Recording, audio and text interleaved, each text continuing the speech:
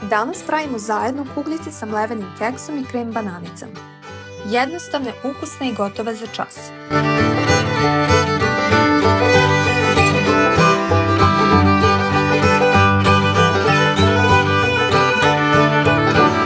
Za ovaj recept biće nam potrebno 150 g crne čokolade, 80 ml mleka, 80 g maslaca, 80 g eurokrema, 100 g krem bananica, 250 g mlevenog keksa.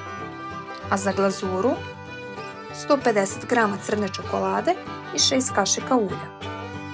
U šerpu sipamo mleko, dodajemo maslac, eurokrem i čokoladu. Mešamo sve na tihoj vatri dok se lepo ne otopi i sjedini.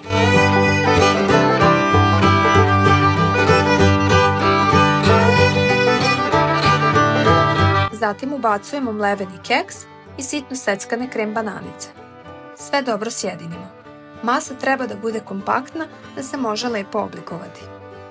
Od pripremljene mase pravimo kuglice i ostavljamo ih u frižider nekih pola sata da se stegnu. Za to vreme pripremamo glazuru.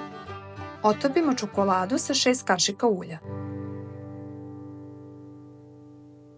Ohlađene kuglice umočamo u čokoladu i vraćamo ih u frižider da se glazura stegne.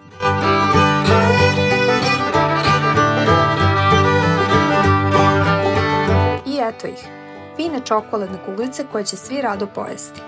Ako ih napravite, pišite mi kako su vam ispale. A za još slatkih ideja, zapratite Kuhinja bez muke.